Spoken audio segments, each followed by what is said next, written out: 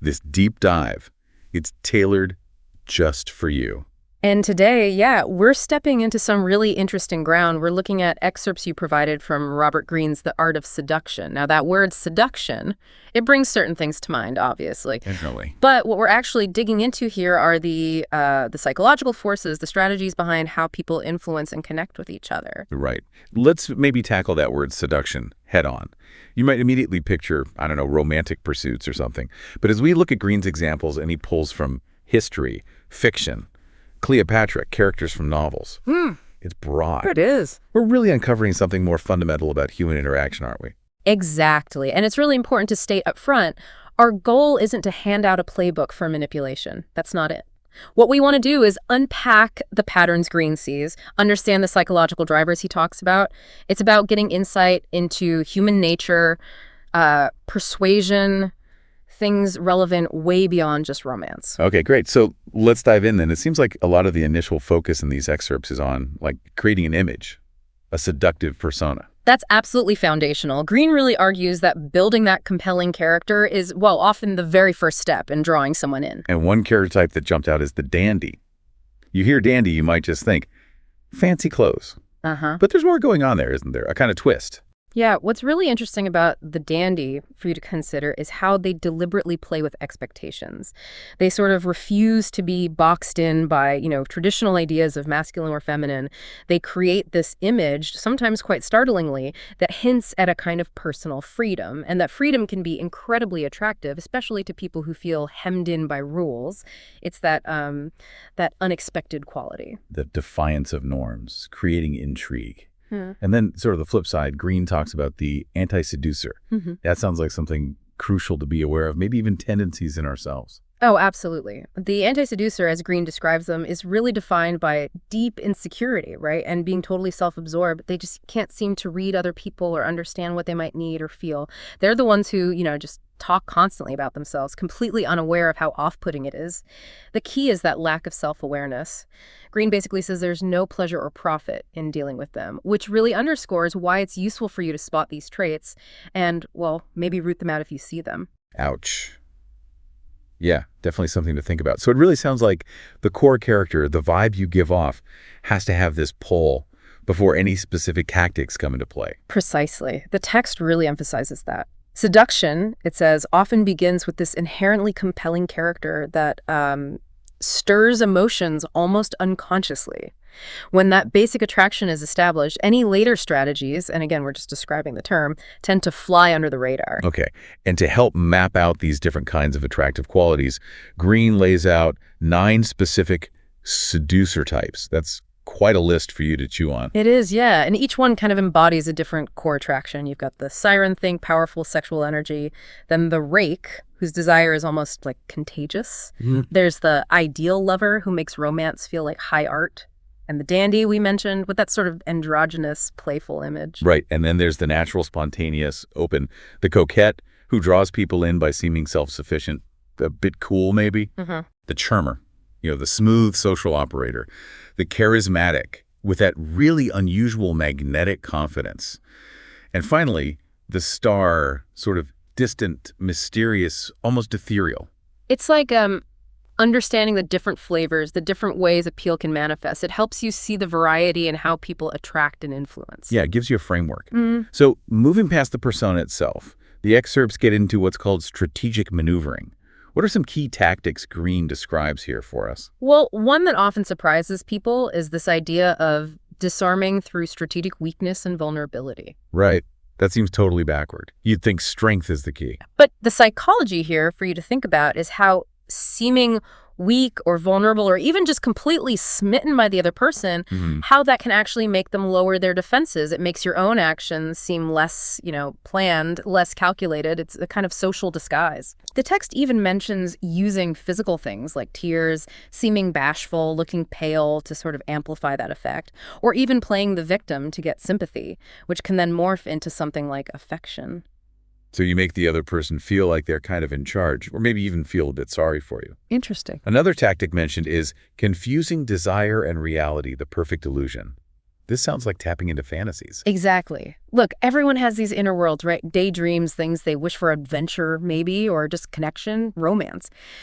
The seducer, using this approach, crafts this illusion that they are the key to living out those fantasies.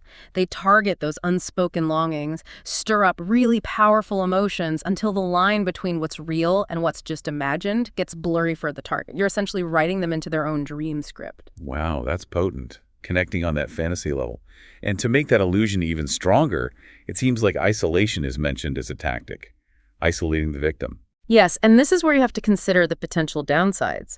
Someone who's isolated is naturally more vulnerable. If you gradually pull someone away from their normal routine, their friends, family, their familiar surroundings, those anchors get weaker. They can start to feel a bit lost, maybe confused, and in that state, with fewer outside voices giving perspective, they become much more open to influence. Greene even talks about luring them into an unfamiliar lair to boost that sense of disorientation. Yeah, that one definitely feels like it's crossing a line ethically. It really shows how these things could be misused. Yeah. Okay, another key strategy seems to be indirection, making the target come to you. Indirection is really key in Greene's view. Being too direct, too aggressive often just triggers resistance, makes people put their walls up. The art, as he lays it out for your understanding, is often about creating a bit of space, letting the other person's imagination do some work. So maybe you appear in their life, but don't push too hard. Or you become friends, but keep a little emotional distance.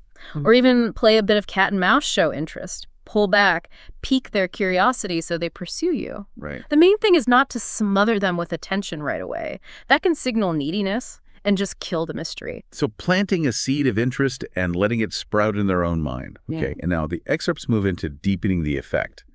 And one idea here feels quite psychologically complex, affecting a regression, tapping into childhood. Yeah, this one's fascinating for you to consider from a psychological angle.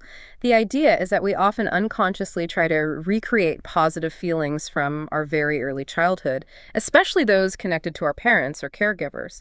So this strategy involves subtly positioning yourself in a way that reminds the target of that dynamic, maybe making them feel a bit like that needy child again. This can trigger really deep, unconscious emotional responses, which they might then mistake for falling in love. That's very psychoanalytic, isn't it? But the text also warns, quite rightly, that you need to have some clue about their childhood first. Oh, absolutely critical. Because you could easily trigger really negative stuff instead. Exactly. It's a very delicate thing, needs observation. And related to that, the text mentions the power of hinting at, like unconditional love, that total acceptance a child might feel, as a way to make the target feel more dependent on you. Okay. Another way to deepen things seems almost the opposite. Stirring up the transgressive and taboo.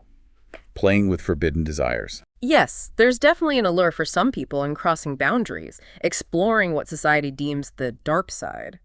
Greene suggests that even hinting that you disregard normal rules, maybe about age gaps or marriage vows or other conventions, can be weirdly seductive for certain individuals. It taps into desires they usually keep hidden away. And then there's this idea of using spiritual lures. Yeah. Moving beyond just the physical attraction. Right.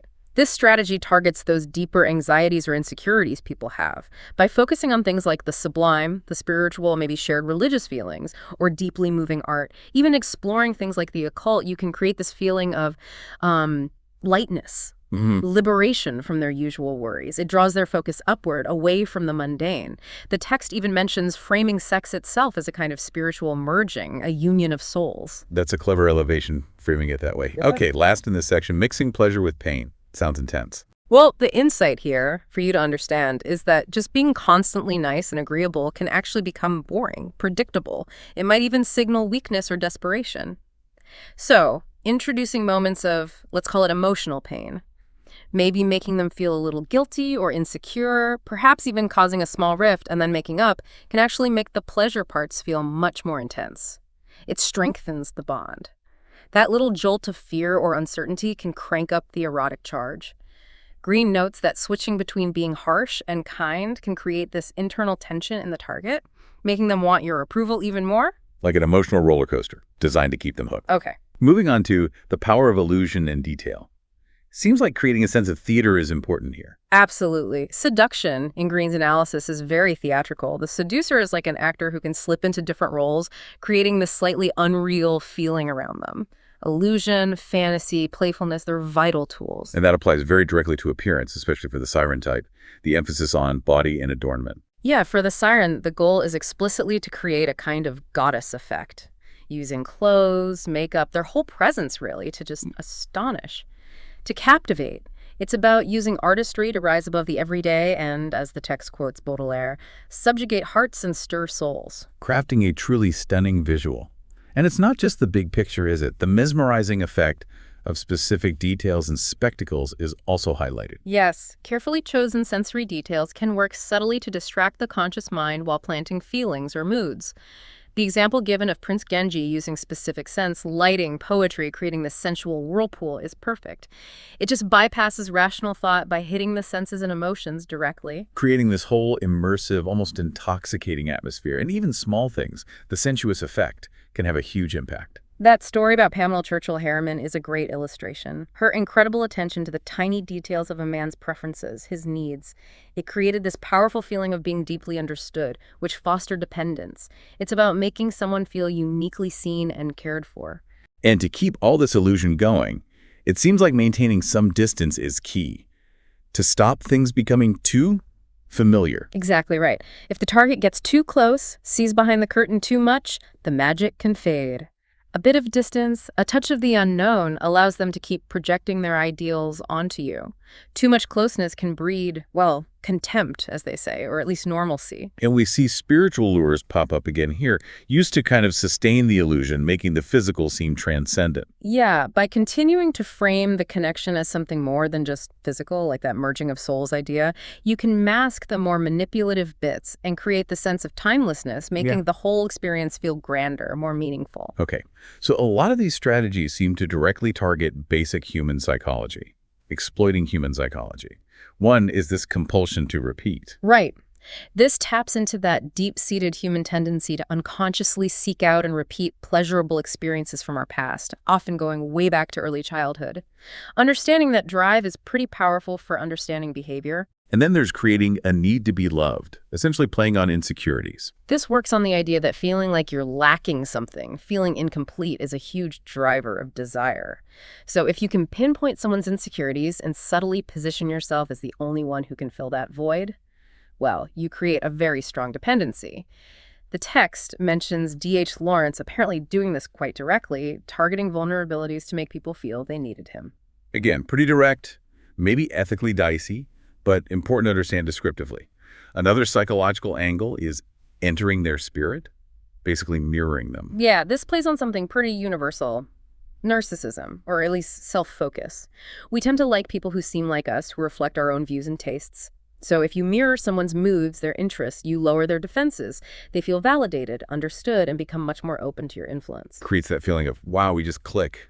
Okay, then the interesting one, triangular desire. Ah, yes. This is about making yourself seem more desirable by creating the impression that other people desire you. If your target sees that others find you attractive or valuable, it can trigger their own competitiveness and vanity, making you seem like more of a prize. It's that social proof idea, right? If others want it, it must be good. Another lever seems to be getting the target to prove oneself through effort or overcoming obstacles. Right. By setting up little challenges or making things slightly difficult, you give the target a chance to demonstrate their commitment through actions, through sacrifice. When they succeed in overcoming these hurdles, it tends to cement their own feelings. It transforms doubt into devotion because they've invested effort. And a sneakier tactic, planting seeds of doubt through hints and suggestions. This is about bypassing conscious defenses. Instead of arguing directly, you subtly plant an idea or a doubt in their mind, maybe targeting an insecurity.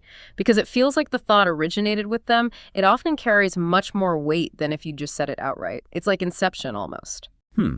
Finally, in the psychology section, the role of vanity and self-esteem comes up again. Absolutely crucial. Making the target feel desired, feeding their vanity, is key. Greene suggests that strategically delaying the final conquest can actually inflate their sense of their own allure. But then you also have to be sharp enough to read the signs when they are ready and make a bold move, then making them feel like their charms finally won you over. Okay, so we've covered the persona, the strategies, the psychology. Now we get to the finale. It seems like it all comes down to timing the perfect moment. Absolutely. Reading the nonverbal cues, the body language, sensing that shift, knowing exactly when to make that decisive move is critical. It's about building tension and then acting confidently when the time is right. Often, actions speak louder than words at this stage. But it doesn't just end neatly there, right? There are the after effects to consider. No, the influence doesn't necessarily stop once the main goal is achieved. Disenchantment can set in, the initial magic can fade. Greene emphasizes that you often need to actively fight against that inertia, maybe even reseduce them periodically. Keep showing your value, keep the focus on them to maintain the spell. That's an ongoing process, potentially. Wow. Wow. Okay, that was a really deep dive into some complex and, yeah, sometimes uncomfortable ideas about human interaction. Just to quickly recap for you. We looked at building that compelling persona, the different strategic moves involved, the psychological buttons that get pushed, the huge role of illusion and detail, and finally, the end game and what comes after. Yeah, and what's really striking is how these principles, even though they're framed under seduction, really shed light on just basic human dynamics, how we connect, influence each other, what drives our desires. So here's something for you to think about as you process all this. Now that you've got this deeper insight into these mechanisms of attraction and influence, how might that change how you see the everyday interactions happening all around you? It definitely makes you look at relationships and even things like advertising or politics with a slightly different eye, doesn't it? Thinking about the undercurrents. It really does. We absolutely encourage you to mull over these concepts.